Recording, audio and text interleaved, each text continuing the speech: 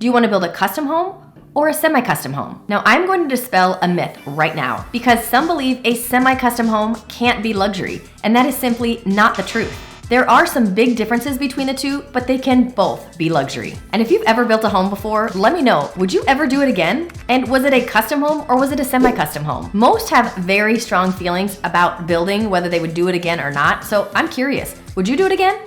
Let's start with custom homes. These homes are one of a kind and are specifically designed for the client's taste and the location. Some people will start with an architect first, talk with them about what they want to build as a home, and then they will go take a look at a lot to make sure that what they've decided with the architect will fit on a specific lot. Where others will go find the lot in the perfect location with all the views that they want and then go talk to the architect so that architect can build the home that they want specifically for that lot with all the things that they want in the home. Now, I would say that most go find the lot first and then find the architect, but there are some that have built before and they know the architect and maybe the builder that they're going to use, and so they will go to those people first before they find the lot. And when that's the case, the architect and the builder are very involved in that real estate process. Now, when you build a custom home, everything from top to bottom, A to Z, is all personalized to what the owner wants to fit their wants and their needs. The budget is based solely on your choices, and the functionality of the home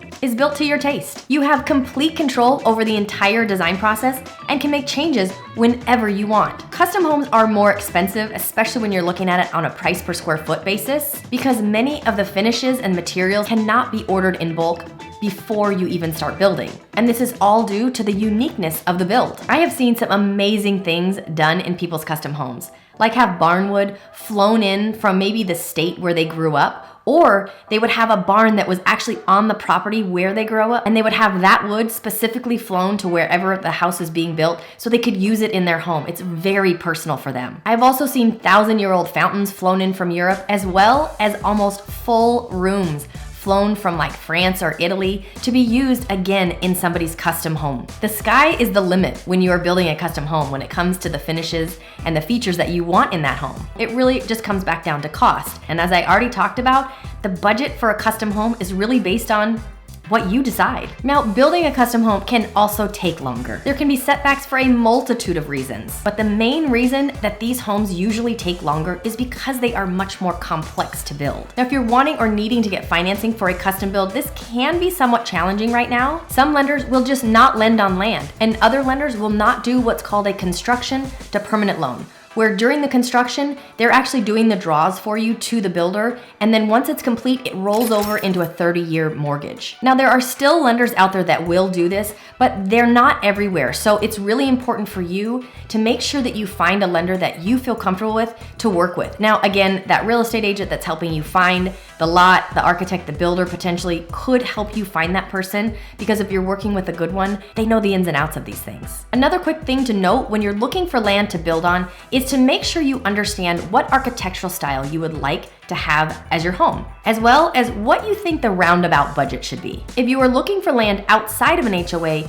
you'll be a lot less limited on what you can and cannot build, because you'll only have to go to the city for any of the approvals that you need. However, if you are going to be building in an HOA, you will need to understand what that means, because not only are you going to have to go to the city, but you're also going to go through the HOA's design guidelines, and those guidelines are often more strict than the city's. They're so restrictive that you're only allowed to build certain architectural styles. They can also determine that you can only use specific materials on your home, which could then increase your cost overall. Now, that's not everywhere, but it's something to be aware of, and make sure you understand what those design guidelines state if you're going to be building in an HOA. So now let's talk about semi-custom homes. And these homes are pre-designed homes. The styles are determined by pre-existing floor plans and predetermined architectural styles. Usually, they're built in subdivisions that are owned by the developer, who is often also the builder. Think of builders like Toll Brothers and Taylor Morrison. You will also find some semi-custom home builders that have floor plans that are already ready to go. All you need to do is know which one you like and then find your lot so that they can put that house on the lot. Sometimes these small builders can own a few lots that you can choose from, but most often they have a few different homes that they have as spec homes for you to walk through so you can feel the floor plan. And if you like that, your next step then would be to go find a lot that that home would then fit on. Now, if you go this route, the big thing to note is that oftentimes you have to go and actually purchase and close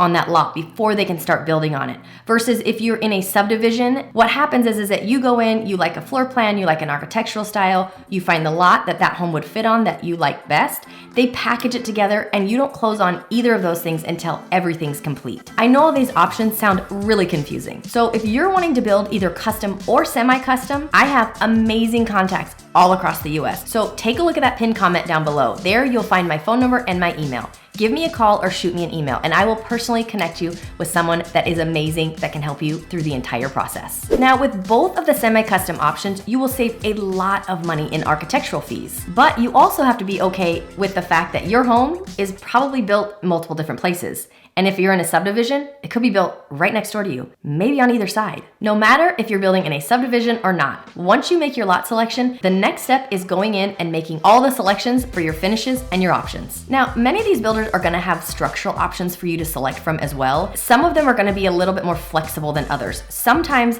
the options come to you and you already have the option to add another bedroom or bump out a wall somewhere, but sometimes you'll wanna really try to customize that. But these builders will not allow it most times. Sometimes they will, most often they're not going to. And the reason behind this is because they've already taken these floor plans to the city and gotten them all pre-approved. So that when you come along and you find the lot you want to buy and you pick the floor plan, it's much easier and much more efficient for them to pull that permit.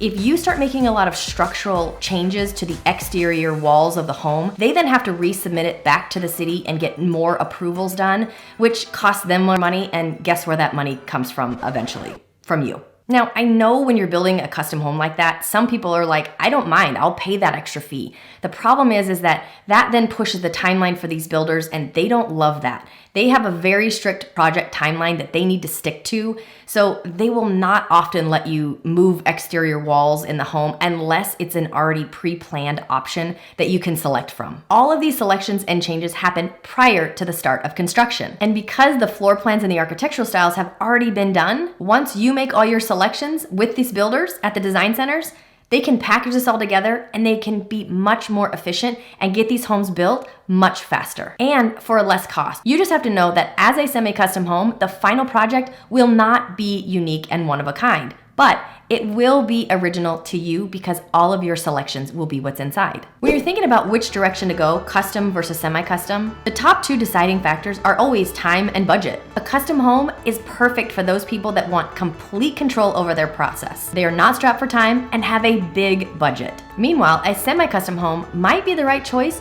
for those that want an absolutely beautiful, personalized home, but have less time and less money to dedicate to it. Now, if you want to learn more about what the difference is between a luxury home and a traditional home, make sure you watch this video. As always, I thank you for watching, and I'll see you next time.